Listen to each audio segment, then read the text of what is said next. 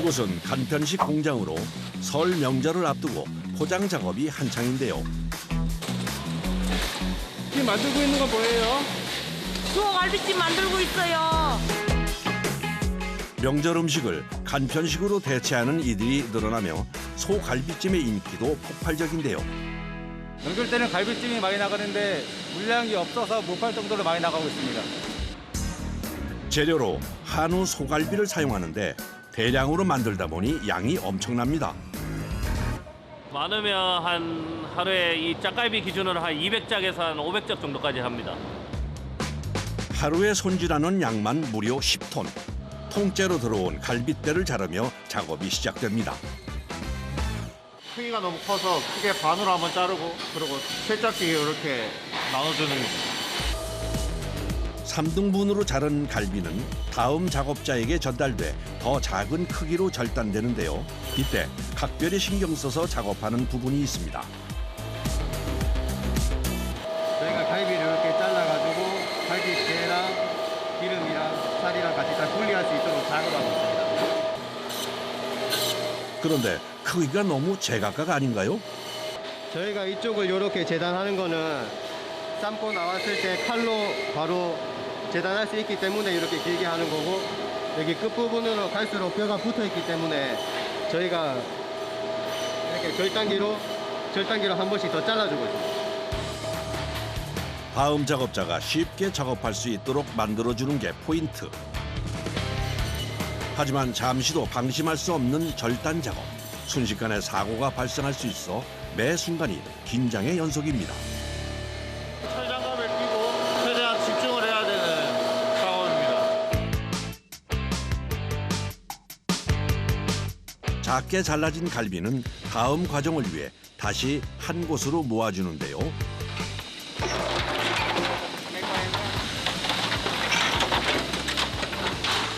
이건 고기 삶는 내통이라고 합니다. 한 번에 담을 수 있는 한우 갈비의 양이 500kg. 처음에는 갈비의 핏기가 사라질 정도로 익혀줍니다. 이거는 물이 끓기 시작하면은 20분 동안 데치고 있어요. 갈비에 있는 불순물을 제거하는 과정인데요. 한우 갈비 데치는 작업은 끝났고요. 이제 기름 제거하는 작업으로 넘어가겠습니다. 기름 제거 작업에 앞서 김이 펄펄 나는 뜨거운 갈비에 물을 뿌리기 시작하는 작업자. 위에 있는 불순물을 제거하고요. 또 좀 너무 뜨거워가지고 약간 식히는 작용을 하고 있어요. 삶은 갈비의 다음 행선지는 커다란 작업대 위입니다. 준비하세요. 500kg의 한우 갈비가 쏟아져 나오자 작업자들이 열심히 담기 시작합니다. 이게 무슨 작업하는 거예요? 이거 담아서 바로 한우 기름 제거를 해야 됩니다. 완전히 식힌 후에 작업하는 게 더 효율적이지 않나요? 식어버리면 굳어지기 전에 빨리빨리 야들야들 때 기름을 제거해야 됩니다. 그래야 쉬워요. 기름 제거는 맛에 영향을 끼치는 중요한 요소. 21명의 작업자가 투입됩니다. 기름이 많으면 담백하지도 못하고 느끼해서 먹지는 못합니다.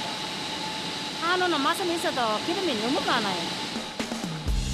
살은 남기고 갈비 사이에 낀 기름만 최대한 제거해야 해서 까다로운 작업입니다. 명절이라서 하루 중에도 못 자라요.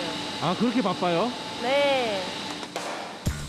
기름을 과감하게 잘라주는데 그 양이 제법 많습니다. 손질 전후를 비교해보니 차이가 확 느껴지네요. 기름이 엄청 많네요. 우리 집 다 제거해요. 이 기름 다 떼내면 어느 정도 나와요? 제 생각에는 한 6대4, 1톤 작업했을 때는 한 600kg 그래 예상하는데 확실하게 다뤄보진 않았습니다. 갈비찜을 만드는 과정은 기름과의 전쟁이라고 해도 과언이 아닌데요. 칼을 들고 일해야 해서 더더욱 조심해야 합니다. 칼들어 걸러가지 말아야지. 위험하다고 부끄러워서. 조심해라. 칼 들고 이동하면 안 돼. 칼은 작업할 때만 들고 있는 거예요. 바닥이 미끄러워가지고. 칼이 무기입니다. 움직이면은. 제거하는 데 몰두하다 보면 어느새 주변이 소기름 천지인데요. 미끄러져서 다칠 수가 있어 수시로 닦아가며 일해야 합니다.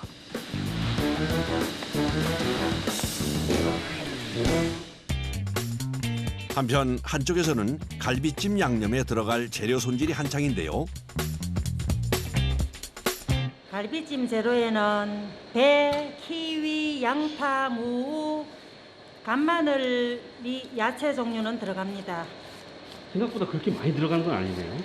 시중에서 구할 수 있는 거 가장 단순하게 들어가는 게 가장 맛있습니다.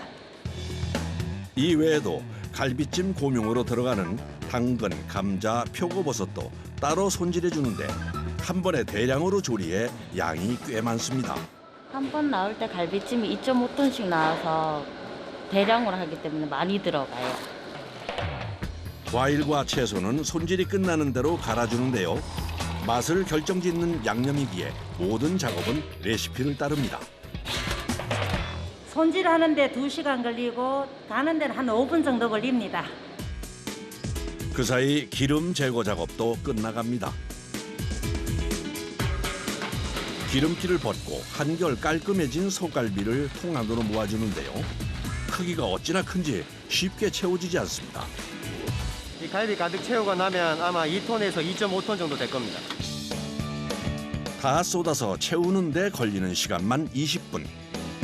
통이 갈비로 가득 차자 위를 평평하게 만들어주는 작업자들. 이제 뭐 평평하게 해놔야 솥에서 넘치지 않고 올라갈 때도 안전하게 올라갈 수 있습니다. 자, 올라갑니다. 통 무게까지 더하면 3톤이 넘는 상황. 조심스레 향하는 곳은 거대한 솥입니다. 직경은 2.5m 정도 되고요. 높이는 3m 정도 되고 용량은요? 내부 용량은 약 7톤 정도 됩니다. 그런데 이미 솥 안에 뭔가가 들어있네요. 이거 갈비찜 양념입니다. 뭐뭐 들어가요?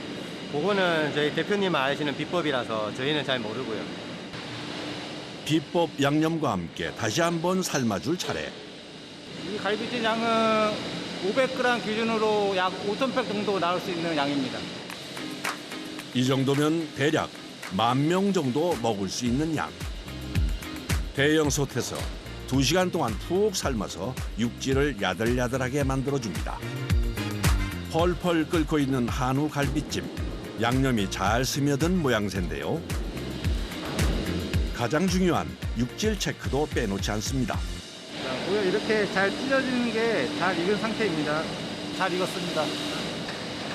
곧바로 꺼내 다음 작업을 준비합니다.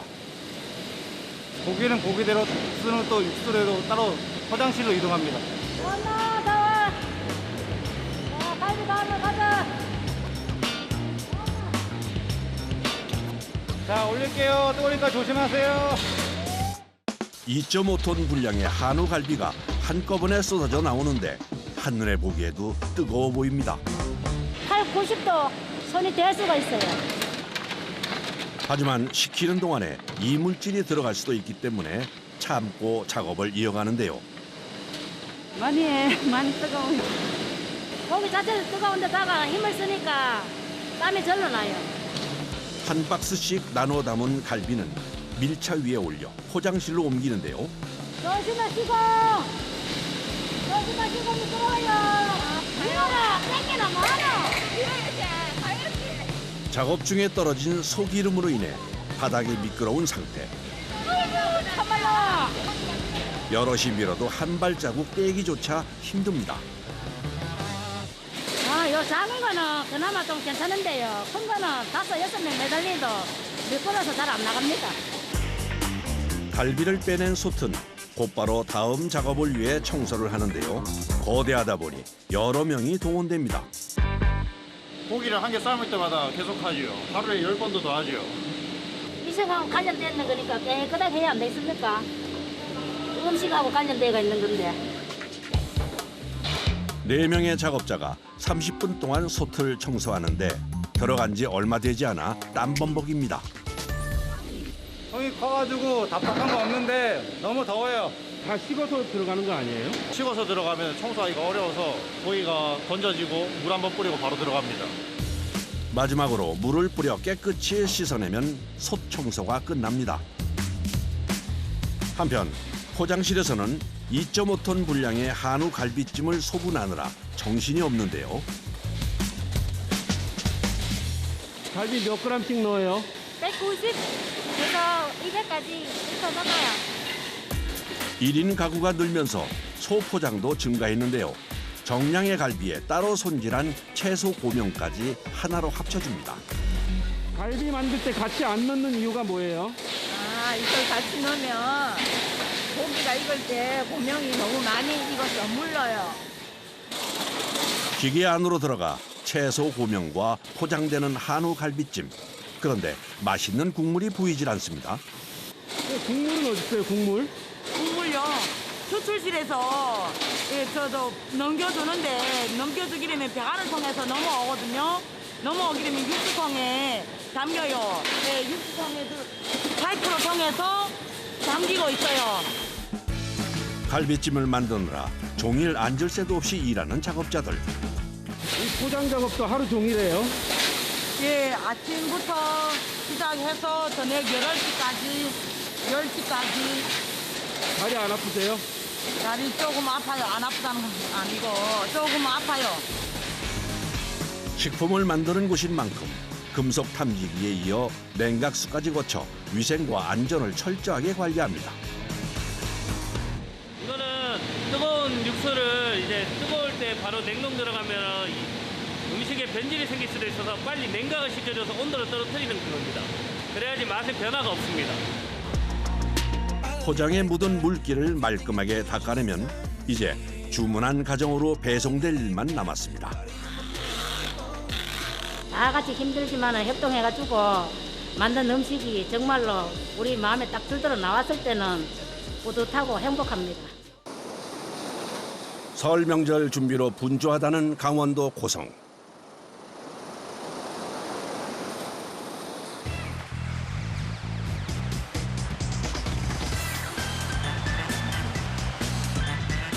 창고 안 줄줄이 쌓여있는 상자들.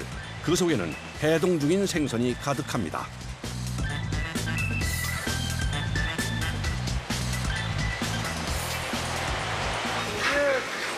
부세라 그러죠, 부세. 하루에 몇 마리나 들어가는 거예요, 여기서는? 350편에 7,700마리. 수족이라고도 불리는 부세를 굴비로 생산한다는 공장. 해동 과정이 끝나고 나면 세척에 들어가는데요. 이거 비늘 뺏기려고. 여기 비늘이 있으면은 우리가 먹을 적에 비늘이 걸려서 못 먹어요. 노란 빛을 띠는 부세의 비늘은 거칠고 큰 입자를 가지고 있기 때문에 꼭 제거해줘야 한다는군요. 그래야 부드러운 식감을 즐길 수 있답니다. 이게 억세다 보니까 지금 젖은 상태니까 부드러운데 식으면 지금 목에 걸려요, 이제. 건조시킨 후 굴비로 만들어야 하기 때문에 꼼꼼한 비늘 제거 작업은 필수입니다. 왜냐하면 이제 빈쪽 비늘이 여기가 제일 억세거든요. 그래서 이게 잘 뺏겨졌나 확인하는 거예요, 여기가. 여러 번에 걸쳐 비늘을 제거한 부세. 표면이 매끈해졌네요.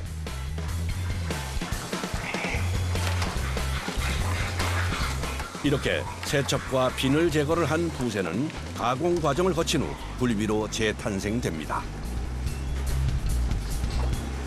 가공으로 이제 저기도 생산해가지고 그냥 렌즈에다 데워서만 먹을 수 있는 그런 상품으로 나갈 거예요, 이게. 예로부터 굴비는 귀한 음식으로 대접받아 왔는데요. 쉽고 간편하게 굴비를 즐길 수 있도록 가공하고 있답니다. 비늘을 제거하는 1차 세척이 끝나고 나면 내장 손질 작업이 기다리고 있습니다. 여기 아금지 빼는 거예요. 요 아금지. 여기서 냄새가 많이 나고요. 그러니까 깨끗하게 하려고요. 일반적인 생선 손질처럼 배를 가르지 않고 내장을 제거하는 방법을 사용하고 있는데요. 내장을 꼭 제거해야 하는 이유가 있답니다. 해야지 사먹는 사람도 그렇고 우리도 이 안에 다 제거를 싹 안 하면 여기 안에서 쩔어가지고 상품 가치가 떨어지죠. 내장을 제거하지 않으면 굴비로 건조시킨 후 손질도 힘들고 냄새도 많이 나기 때문인데요. 내장 제거가 얼마인지 잘 됐는지 한번 보여드릴게요. 어떻게 손질이 됐을지 속을 한번 살펴볼까요? 야, 내장이 깔끔하게 제거됐네요. 집중적으로 좀 제거를 하는 게 내장뿐만 아니라 여기 있는 핏대를 많이 제거를 많이 하는 게 여기서 제일 비린내가 많이 나죠. 비린내를 줄이고 다른 손질 없이 간편하고 맛있게 먹을 수 있도록 고안된 방법이랍니다.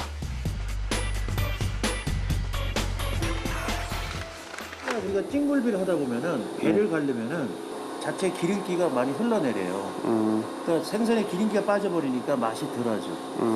근데 배를 안 가르고 했을 때는 안에서 다 응고가 돼서 말려버리니까 고기 본연의 맛들이 최대한 살리는 거죠. 오전 6시부터 줄곧 한자리에 서서 이어지는 작업. 생선의 배를 가르지 않고 내장을 제거해야 하다 보니 일일이 사람의 손을 거쳐야 하는데요. 손가락 아픈 게 아주 엄청 아프. 손도 엄청 아프다고 이 내비가 다 손가락이 다 이렇게 틀어졌어. 오래 했죠. 평생을 했죠. 평생을? 이거는 평생인데 이게 직업이잖아요. 돈 벌 수 있으니까 즐겁죠. 벌어가지고 노후 자금도 하고 애들 용돈도 주고 그래요. 네, 그런 마음으로 해. 노후 자금을 이렇게 놔야지 조금이라도 젊었을 적에 돈다고 그렇게 생각하고 나와서 일해요. 즐거운 마음으로. 생선 손질로 잔뼈가 붉은이 들이지만 설을 앞두고 늘어난 작업량에 손도 마음도 바빠집니다. 하루 손질해야 하는 생선의 양만 7,700마리. 오전부터 시작된 내장 제거 작업이 끝나고 나면 다음 가공에 들어가는데요. 부세 굴비의 맛을 결정하는 중요한 작업이랍니다. 지금 염장을 끄는 거예요. 저희는 섭간법을 하거든요. 섭간법이요? 예. 통마리를 하니까 배를 내장을 이렇게 제거해가지고 하다 보니까 섭간법이 가장 이상적이더라고요. 마른 소금을 뿌려 염장을 하는 섭간법. 그런데 소금이 초록색이네요. 여기다가 저희는 녹차를 넣은 게 아니라 후지뽕 분말을 넣었어요. 저희가 녹차도 해보고 새싹거리도 다 해봤는데 후지뽕 분말이 비린내 잡는 데 탁월하더라고 보니까. 염장으로 간을 더하고 냄새는 덜어내기 위해 특별한 소금을 사용하고 있는 건데요. 생선을 통째로 가공하다 보니 염장에도 더 신경을 써야 한답니다. 이렇게 해서 딱 10시간 저희가 섭간법을 해서 가는.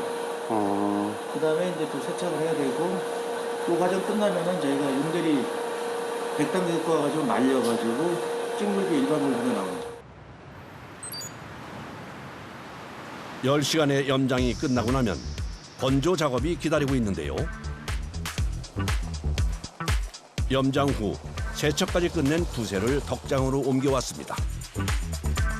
계곡 인근에 자리 잡은 굴비 덕장. 여기 백단고기육이 바람이 많이 치니까 지금 날씨가 밤에는 살짝 얼고 낮에는 높고 또 바람이 많이 부니까 이 수분 건조율을 25% 빼는데 가장 이상적이더라고요. 계곡물이 얼 정도로 추운 영하의 날씨. 추위를 버티려 옷을 껴입고 20kg에 달하는 고기 상자를 옮기는 일부터가 쉽지 않습니다. 무거워요. 너무 무거워요. 저녁 되면 온몸이 삭신이 쑤시고. 덕장에 널어야 하는 부세의 양은 약 10,000마리. 작업해야 할 양이 많은데요. 저 같은 경우는 좀 힘에 부치더라고요. 처음에 그래서 힘이 딸리니까 이 허벅지로 여기를 제가 이렇게 하다 보니까 나중에 희몽이 지금도 그렇지만 아우 사우나 가기가 좀 창피하더라고요. 사람들이 맞아서 그러나 싶을 정도로. 명절을 앞두고 주문이 늘어나니 직원들도 그만큼 바빠졌습니다.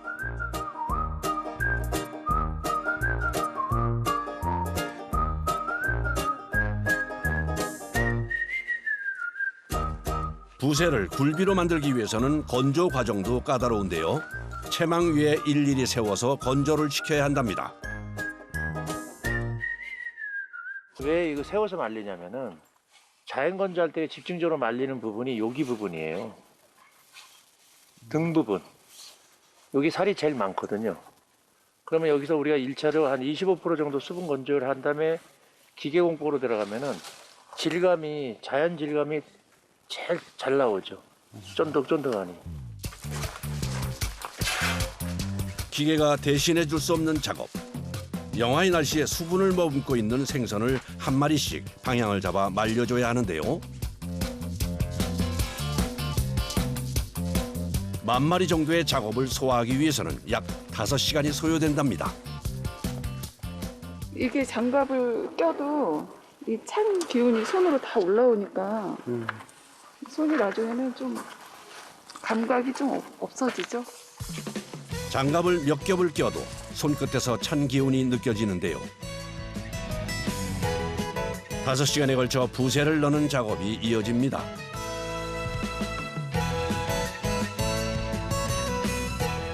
차가운 겨울 계곡바람 맞으며 자연 건조를 시키는 시간은 약 3일 정도라는데요. 반복하는 힘든 작업이지만 맛있는 굴비로 재탄생되길 바라는 마음으로 임한답니다. 끝나니까 마음이 어떠세요? 힘든데 그래도 힘든 만큼 성과가 보이니까 그냥 참고 하는 거죠. 원조 밥도둑 굴비가 되기까지 과정이 만만치 않네요.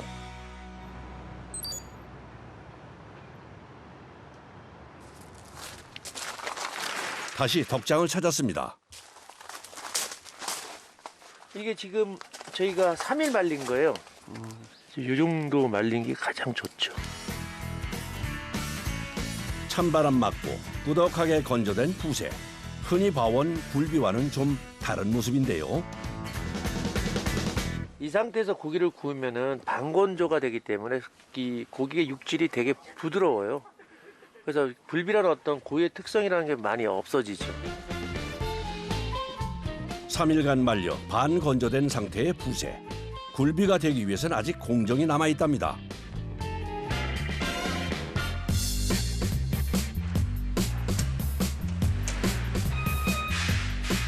덕장에서 3일간 자연 건조를 마친 부새는 다시 2번째 건조를 거쳐야 한다는데요. 기계 안에서 건조하고 쪄지는 과정이 기다리고 있습니다. 백탕고기에서 1차 건조해서 갖고 온 거잖아요. 이 고기를 다 세워서 올려놔야지만 적당한 건조가 되면서 찐굴비가 나오는 과정이죠. 자연 건조시킬 때와 마찬가지로 채반 위에 세워서 올려주는데요. 꼬리와 꼬리를 교차시키듯 겹쳐 올려줘야 한답니다. 3년간의 어떤 고생 끝에 다 이 터득을 한 거죠. 그러니까 여기 꽁지 부분하고 여기 무조건 이게 딱 붙어야 돼요. 여기 몸통 부분하고 여기하고 건조를 하면은 여기는 두껍잖아요. 그럼 여기를 적당하게 말리려면 여기는 말라 비틀어지는 현상이 나오거든. 그러면 여기를 꼭 겹쳐줘야지만은 건조율이 비슷하게 나와요. 대부분의 공정이 사람 손으로 이루어지다 보니 반복되는 작업에 부상을 입기도 하는데요. 하다 보면 생각 잡다 보면 손에 찔리는데 그때마다 좀 많이 아파요. 건조되면 날카롭게 굳은 지느러미가 때론 무기가 되기도 합니다. 내장 손질부터 건조 작업까지 오직 사람의 손에 의지해서 작업이 이루어지는데요. 특히 건조를 위해 세워서 정렬해주는 작업은 굴비의 완성도에 큰 영향을 주기 때문에 더 신경을 써야 한답니다. 여기까지는 수작업을 할 수밖에 없어요. 여기 놓는 방식에 따라 가지고 찐굴비가 차이가 영향력이 많으니까. 한 마리의 굴비를 만들기 위해선 많은 정성과 시간이 필요합니다.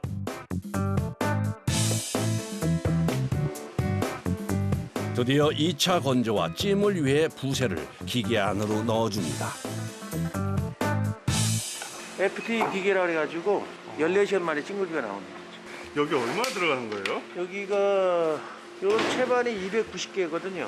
290개에서 한 채반당 50마리니까 약 한 15,000마리 들어가는 거죠.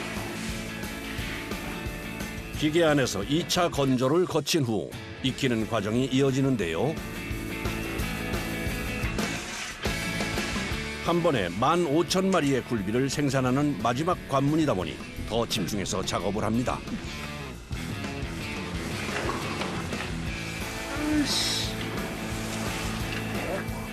채반마다 줄을 연결한 고리를 연결해 주는데요.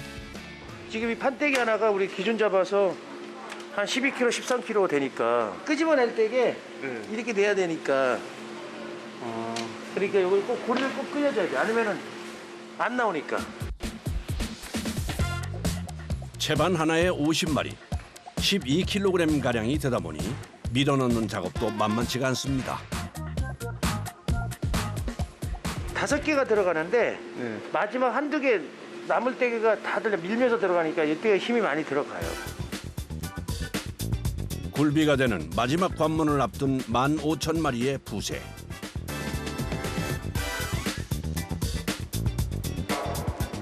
뚜껑을 닫은 후 14시간이 지나면 찐 굴비가 완성됩니다. 사실은 이제 물건 넣고 여기 있는 동안에는 저 같은 경우는 상당히 좀 걱정을 많이 하죠. 지금도 많이 걱정을 해요. 왜요? 금액도 금액이지만은 제가 생각했던 만큼 물건이 잘 나오기를 상당히 기대를 많이 하죠. 긴장과 기대 속에 건조와 찌는 과정이 진행됩니다.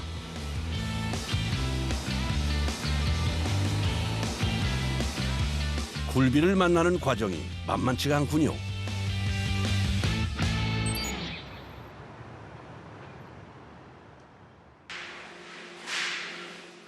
과연 굴비가 완성됐을까요? 이제 찐굴비 다 나왔어요. 아 정말요? 예.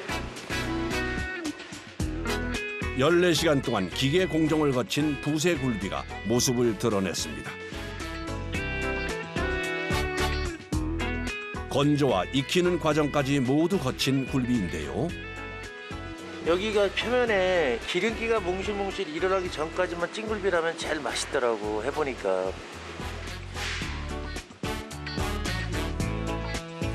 복잡한 손질 없이 누구나 간편하게 먹을 수 있다는 찐굴비.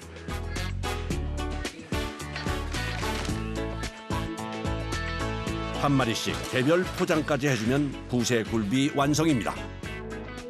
비닐 내장 아가미가 제가 다 돼 있으니까 전자레인지로 1분에서 해동 후 1분, 냉동 상태에서 2분만 돌리면 그냥 드시면 돼요. 우리 밥상에 귀한 음식으로 대접받아온 굴비. 맛있지만 손질이 번거롭다는 편견이 있었는데요. 찌는 공정을 추가하면서 누구나 간편하게 맛있는 굴비를 먹을 수 있게 됐습니다.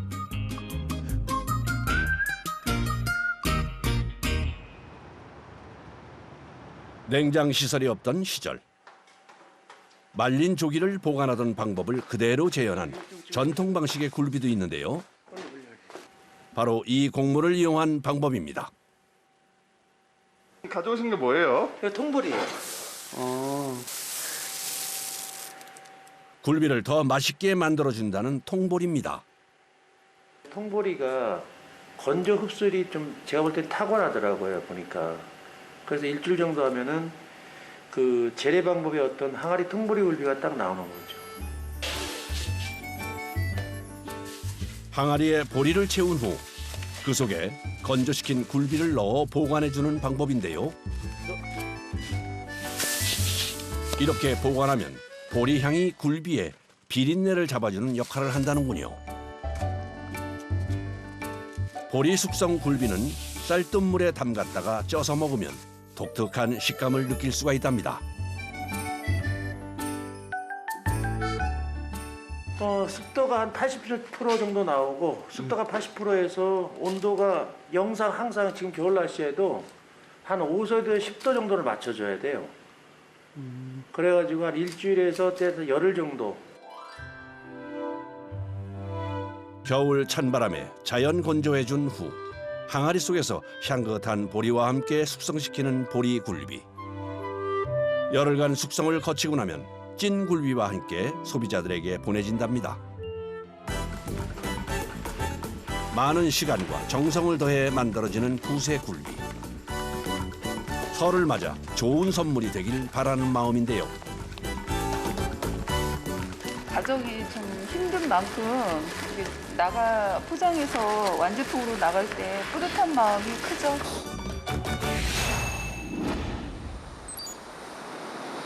새해 첫 명절을 앞두고 전통을 이은 손맛을 내느라 바쁜 곳도 있습니다. 뒷모습부터 분주해 보이는데요. 뜨거운 기름에 뭔가를 부지런히 튀겨냅니다. 네모 반듯하게 모양까지 잡아 튀겨내는 이것은 뭘까요? 어머니 지금 여기서 뭐 만드는 거예요? 한가 만드는 거. 명절이 다가오네. 부드럽고 달콤한 전통의 맛. 명절이나 제사에서 빠지지 않는 한과입니다.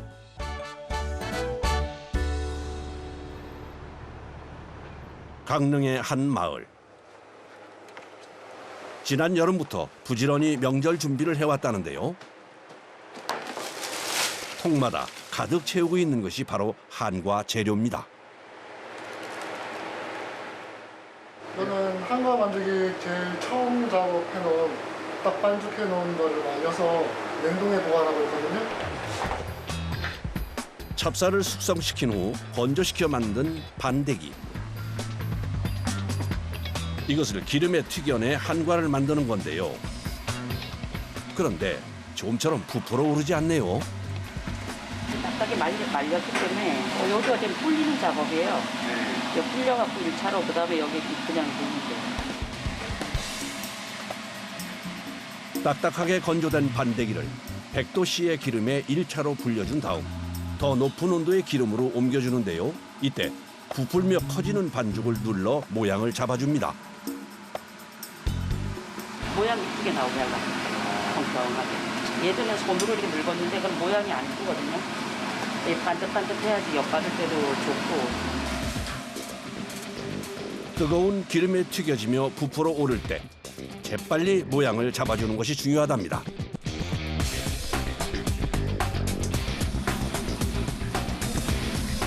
그런데 튀겨내는 장비가 어딘가 좀 특이합니다. 긴 쇠막대에 숟가락을 달아놓은 모습인데요. 기름에 너무 가까이 갈 필요 없잖아. 이게 여기 되게 뜨거워요. 기름 온도는 얼마나 돼요? 이거 온도요? 보통 한 240도 정도 되네요. 항상 조심해야 돼요. 한과의 모양을 잡아주는 기름 온도는 약 240도. 뜨거운 기름 앞에서 일하다 보니 안전을 위해 제작한 도구랍니다. 한과의 모양을 잡아 튀겨준 후 부서지지 않도록 힘 조절을 해야 하는 섬세한 작업이 이루어지는데요. 계속 이러고 있어요. 튀기는 작업은 기름 온도를 잘 맞추는 일이 중요합니다. 저온의 기름에 담가 불렸다가 높은 온도에 끓는 기름에 옮겨 튀겨야 하기 때문에 작업할 때 호흡도 중요하죠.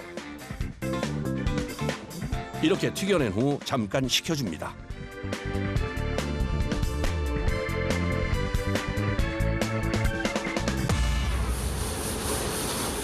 튀김이 끝나고 나면 조청을 묻혀 튀밥을 붙여주는 작업이 이어집니다.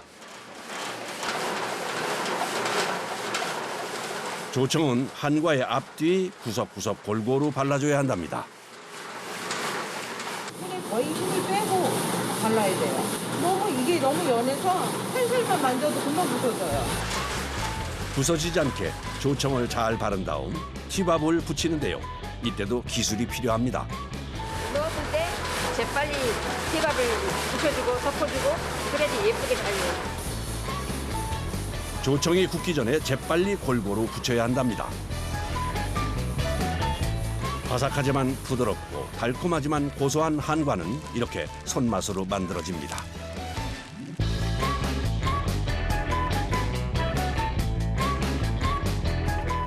시기 보니까 여기에서 한가를 다 하고 있던데요? 저도 몰랐어요. 여기가 한가하는 동네인지 시집 와서 알았어요. 조청을 발라 티밥 붙이는 작업은 2인 1조로 이루어지는데요. 두 사람의 호흡이 중요하다 보니 한 번 일이 시작되면 자리를 뜨는 것이 쉽지 않습니다. 이게 들어갈 때는 쉬지 못하지. 화장실에도 못 가야 되는 건지. 화장실에도 못 가야. 이게 들어갈 때는. 예전에는 바구니에 티밥을 담아 수동으로 이루어지던 작업. 지금은 기계의 힘을 이용하는데요. 편리해진 만큼 불편한 점도 많답니다. 쉬지 않고 움직이는 기계에 부딪혀 다치는 일도 많다는군요. 여기 붙여서 먹는 사람도 많다고. 정신 잠깐만 발목 부딪혀요. 명절이 가까워지면 늘어나는 주문량 때문에 마을 사람들이 모여 함께 작업을 한답니다. 드디어 휴식 시간이 찾아왔습니다. 설을 앞두고 시작된 한과 만드는 작업. 그 사이 손바닥에 굳은 살이 생겼다네요. 아까 저 튀김방 보셨죠? 네. 거기 이렇게 찍는 거 보셨죠? 네. 네, 그걸 이제 하도 누르다 보니까 여기가 이제 꾸덕살이 배긴 거예요. 명절이 다가오면 생기는 훈장 같은 거랍니다.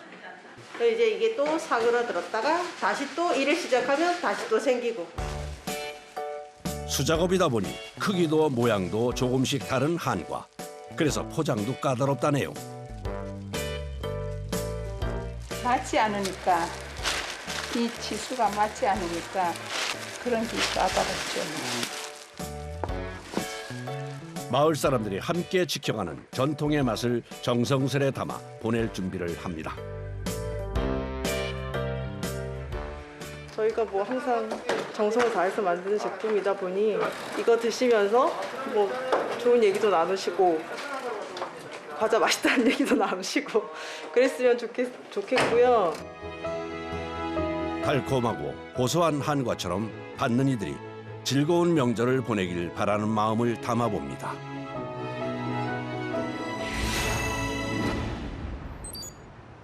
이번엔 경북 안동입니다. 설을 앞두고 모처럼 활기를 띠는 곳 전통시장인데요. 감사합니다. 고맙습니다. 예. 물건 파는 거 중에 반 정도는 제수 음식이라고 보면 됩니다. 명절하면 빠질 수 없는 것 전이죠. 설이 다가오면 그야말로 눈코 뜰 새 없을 만큼 바빠진다는데요. 명절에는 엄청 바쁘죠. 밥도 못 먹고 해서. 안동의 명절 차례상에서 빠질 수 없는 필수품이 있죠. 문어입니다. 안동의 제사상이나 잔치상에 꼭 올라가는 음식인데요.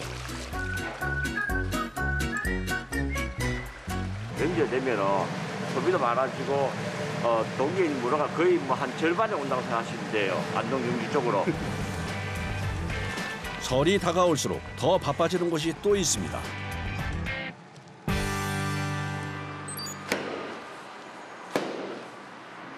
해도 뜨지 않은 어두운 새벽.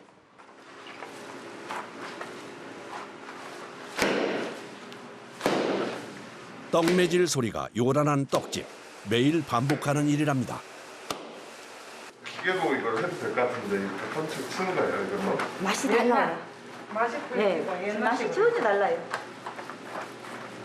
감칠맛이 나고 기계에 돌려는 거는 그런 맛이 안 나요. 찐득하고. 하루 평균 쪄내는 찹쌀의 양만 100kg. 갓 지은 찹쌀밥은 기계에 넣어 한 번 섞어준 뒤 떡매로 쳐주는데요. 이유가 있답니다. 밥알이 지붕에도 뭐 때리면 다 날아가기 때문에 그래 뭉치는 역할. 지금 그 밥알이 지금 여기 다 그냥 있잖아, 그죠?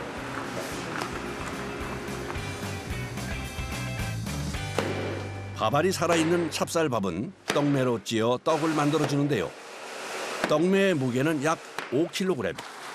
일일이 손으로 쳐서 떡을 만드는 것이 힘들 것 같은데요. 나름 노하우가 있어서 힘만으로는 치는 거 아니에요. 칠 때 수평을 약간 맞춰서 그래 갖다 때려야 돼요. 떡매로 찧어 떡이 되고 나면 틀에 놓고 펴주는 작업이 이어집니다. 고소한 참기름을 발라 펴주는데요. 이때 일정한 두께로 평평하게 펴주는 것이 중요합니다. 두께를 일정하게 맞춰서 일단 떡을 만들기 위해서 이렇게 피는 거예요. 넓게 펴준 떡은 굳지 않도록 비닐을 한번 씌워준 다음 선풍기 바람에 식혀주는데요. 떡을 쳐서 선풍기에 식혀야 일단 작업을 할 수 있어요. 찰떡이라서 뜨거울 때 하면 쭉 늘어져서 맛도 없고 찰떡을 조금 식어야 돼요.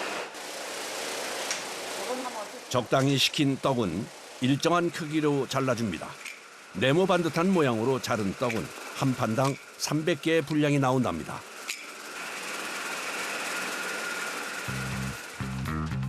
이렇게 찰떡이 만들어지고 나면 고명을 붙여주는 작업이 이어지는데요. 찰떡의 앞뒤로 골고루 붙여줘야 한답니다. 이게 팥인데 껍질을 벗긴 깊이 팥이에요. 고명을 붙일 때는 찰떡과 고명이 분리되지 않도록 적당히 압을 가해 눌러주는 것이 필요한데요. 이때 찰떡의 온도와 고명의 농도가 중요하답니다. 그냥 엉들거리면 안 되니까 이렇게 눌러줘야 이렇게 딱 붙어 있어요. 이렇게 양쪽으로. 찰떡의 고명으로는 4가지가 사용되는데요. 붉은 팥과 깊이팥, 참깨, 그리고 콩고물까지 하루 평균 3,000개 이상의 떡을 만든답니다. 너무 많아서 개수를 무시하려요. 아침 출근해서 떡이 나오면 그때부터 계속 하루 종일 마칠 때까지 만들고 있거든요.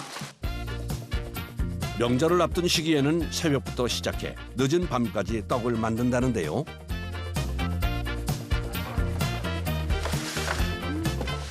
떡을 기다리고 받고 기뻐할 손님들을 생각하면 힘들다는 생각이 들지 않는답니다.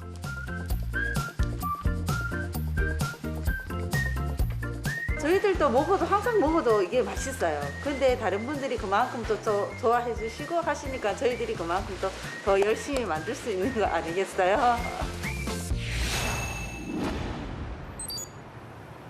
1년 중 이맘때 설 대목이 가장 바쁘다는 아산의 한 공장. 쌀을 빻아 가루로 만들고 쌀가루로 떡을 쪄내는 걸 보니 이것도 떡집인 것 같은데요.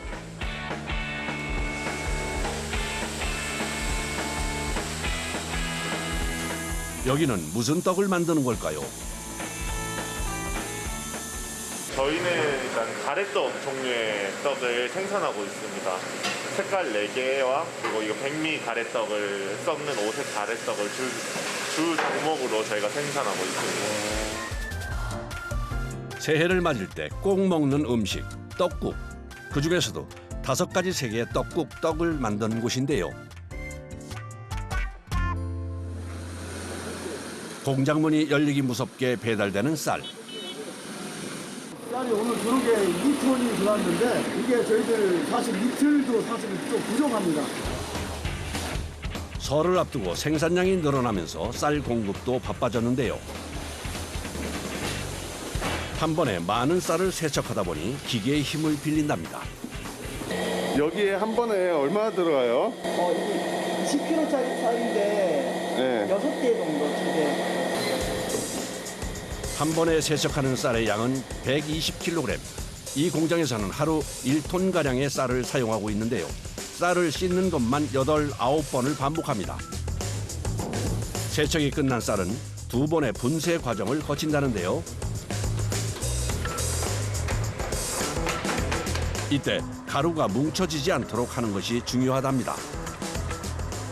이게 스팀으로 치는 거기 때문에 이게 눌려지면은 반죽끼리 뭉쳐가지고 틈 사이로 이렇게 스팀이 올라갈 수 있도록 좀 고르게 퍼주기만 합니다. 분쇄된 쌀가루는 찜기로 옮겨져 25분간 쪄주는데요.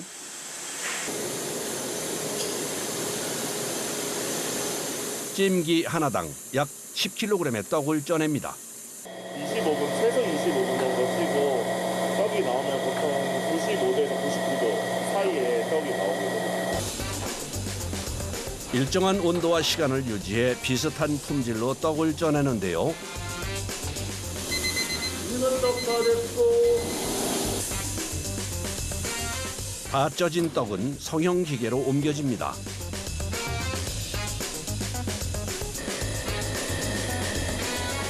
일정한 속도로 떡을 밀어 넣으면 가래떡이 나오는데요.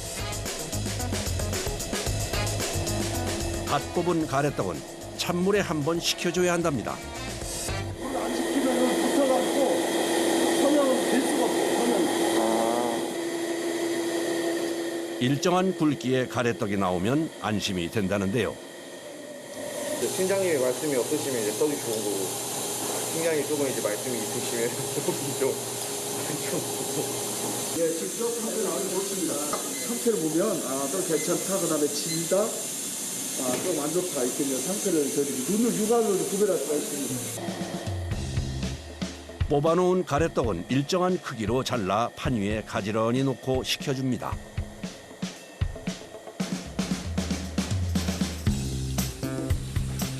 씻어놓은 쌀을 분쇄한 후 떡으로 쪄주는 반복되는 작업. 그런데 쌀가루에 보랏빛 액체를 섞어줍니다. 흑미쌀을 씻고 나오면 흑미물입니다. 흑미물은 색깔이 비뚤어지고 조금 더 이제 자색깔에 가까운 흑미 색깔에 가까운 제품이 나오게 됩니다. 쌀가루에 색을 입혀줄 재료를 넣은 후 다시 한번 분쇄를 해주는데요. 오색깔 중에 하얀 색깔은 백립, 그리고 그 다음에 단호박, 노란색인데요. 단호박 분말을 사용합니다. 그리고 백년초라고 그 빨간 색깔 분말을 이용해서 빨간 색깔 떡국이 만들어지고요. 쑥분말을 이용해서 초록 색깔 떡국, 그리고 흑미를 통해서 약간 보랏빛, 자색빛 나는 떡국, 총 5가지 떡국이 만들어집니다. 색을 낼 재료를 넣은 후 꼭 거쳐야 하는 과정이 있습니다. 손으로 가루가 뭉치지 않게 풀어주는 건데요. 기계로 할 경우에는 정밀하게 뭉쳐지는 현상을 풀어줄 수 없어서 손으로 계속해서 손에 온기도 있고, 그리고 기계로 한계가 있는 그 반죽들을 손으로 해서 풀어주는 것들입니다. 찜기로 옮기기 전 가루를 풀어줘야 하기 때문에 많게는 하루에 100여 번 이상 반복 작업을 해줘야 한다는데요. 그러다 보니 손이나 허리에 무리가 올 때도 있답니다. 자세를 잘못 잡으면 몸이 조금 아플 수 있어서 이거 하면서 편한 자세, 좀 효율적인 자세 계속 찾고 일하고 있습니다. 떡을 쪄낼 때는 한 화구당 2개의 찜기를 올리는데요.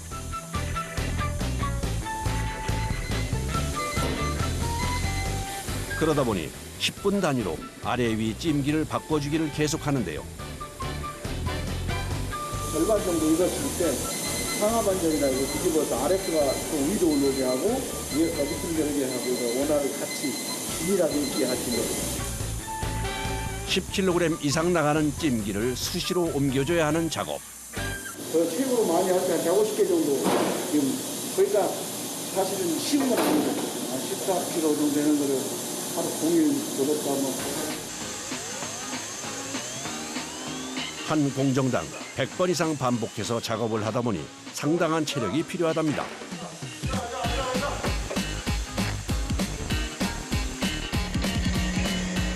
백미 가래떡 생산이 끝나고 쌀가루에 색을 입힌 5가지 색깔의 가래떡 생산이 시작됩니다. 붉은 빛으로 곱게 물든 떡이 제법 먹음직스럽게 보이는군요. 갓 뽑아낸 가래떡의 물기를 제거해 주는데요. 물이 계속 있으면 불어버리기 때문에 물을 빼는다고 합니다.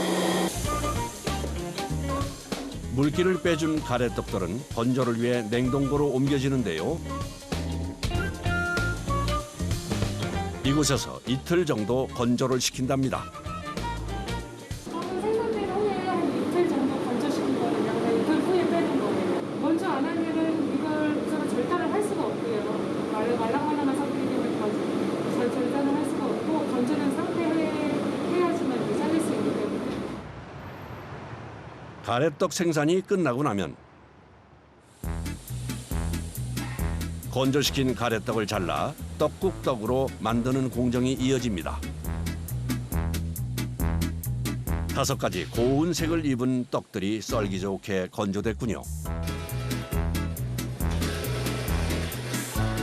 가래떡을 써는 일은 기계의 도움을 받습니다. 기계 안으로 가래떡을 넣어주면 일정한 굵기로 썰어주는데요. 작업이 잘 이루어지나 했더니 기계가 멈췄습니다. 방향을 잘못 넣었어요. 아, 이것도 방향이 있는 거예요? 이렇게 쭉 넣어줘야 되니까 옆으로 삐껴나가게 되면 이게 너무 빨리 돌아가니까 이렇게 옆으로 삐져나가면서 돌아가 버려요. 빠른 속도로 돌아가는 롤러 때문에 자칫 방심하다간 기계 고장은 물론 부상까지 입을 수 있어 조심해서 작업해야 합니다. 한쪽에서 가래떡을 자르는 사이 다른 한쪽에서는 상품 검수가 한창입니다. 잘라놓은 떡국떡을 이리저리 살펴보고 분량을 찾아내는 작업인데요. 잘못된 것들 골라내고 있어요. 이것도 10거나 반쪽짜리요. 일정한 굵기로 반듯하게 잘려야 합격. 골라내는 게 보통 일이 아니시겠어요? 예, 잘 안 보이니까. 마음이 양이 이렇게 섞여 있으니까. 색색깔의 떡들 사이로 분량을 골라내는 일이 쉽지 않은데요. 상품으로 나가는 곳엔 분량이 섞이지 않도록 검수를 하고 있답니다. 검수를 마친 떡국떡은 진공 포장 후 고객들에게 보내지는데요.